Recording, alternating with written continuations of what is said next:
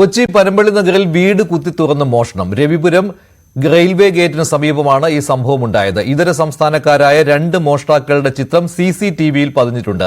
മാരകായുധങ്ങളുമായി എത്തിയാണ് മോഷണം നടത്തിയത്. വീട്ടുടമ മുംബൈയിൽ പോയിരിക്കുകയായിരുന്നു.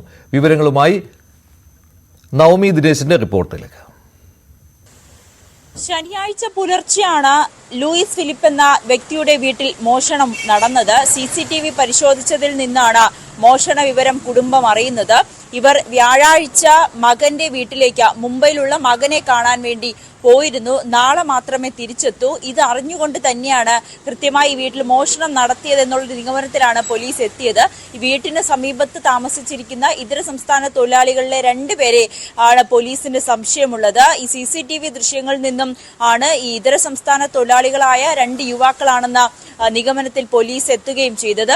വീട് പുലർച്ചെ ശനിയാഴ്ച പുലർച്ചെയാണ് സംഭവം. വീട്ടിൽ ആരുമില്ല എന്ന് അറിഞ്ഞുകൊണ്ടാണ് ഈ 2 യുവാക്കൾ മതിൽ ചാടിക്കടന്ന് വീട്ടിന്റെ ഉള്ളിലേക്ക് കയറിയേക്കും. അവിടെ നിന്ന് വീടിന്റെ വാതിലുകൾ അടക്കം കുത്തിപ്പൊളിച്ചാണ് മോഷണം നടത്തിയിരിക്കുന്നത്. കയ്യിൽ മാരകായുധങ്ങളും കരുതിയിട്ട് തന്നെയാണ് ഈ മോഷ്ടാക്കൾ എത്തിയത്. എന്തായാലും പോലീസ് CCTV ദൃശ്യങ്ങൾ പരിശോധിച്ചു വരികയാണ്. വീട്ടിൽ നിന്ന് എത്ര രൂപയാണ് മോഷണം പോയതെന്ന് ഇപ്പോഴും വ്യക്തമായിട്ടില്ല. ഈ വീട്ടുടമ ഒരു തടി വ്യാപാരി കൂടിയാണ്. അദ്ദേഹത്തിന് അതുമായി ബന്ധപ്പെട്ട് കുറച്ച് കാശ് കയ്യിൽ കിട്ടിയിരുന്നു. ഇത് വീട്ടിൽ സൂക്ഷിച്ചതിന് ശേഷമാണ് മുംബൈയിലേക്ക് പോയത്. അപ്പോൾ ഇത് അറിഞ്ഞുകൊണ്ട് തന്നെയാണ് ഈ മോഷണം നടന്നതെന്നൊരു നിഗമനത്തിൽ കൂടിയാണ് പോലീസ് എത്തി നിൽക്കുന്നത്.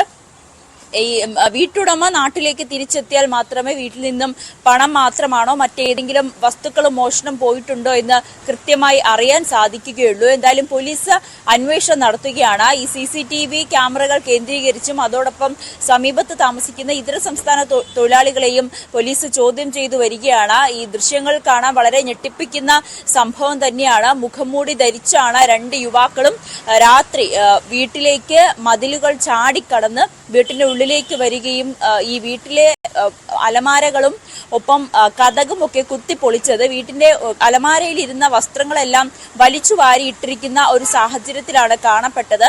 എന്തായാലും ഈ വീട്ടുടമയുടെ ബന്ധുക്കളൊക്കെ സ്ഥലത്ത് എത്തിയിട്ടുണ്ട്. പോലീസിന് വേണ്ട സഹായങ്ങളെല്ലാം ചെയ്തു കൊടുക്കുന്നുമുണ്ട്. എന്തായാലും വീട്ടുടമ നാളെ നാട്ടിലേക്ക് എത്തും. അതിനുശേഷം മാത്രമേ കൂടുതൽ ഈ എത്ര രൂപയാണ് മോഷണം പോയത്, സ്വർണ്ണാഭരണങ്ങൾ നഷ്ടപ്പെട്ടോ എന്നടക്കമുള്ള കാര്യങ്ങളിൽ ഒരു കൃത്യത വരികയുള്ളൂ.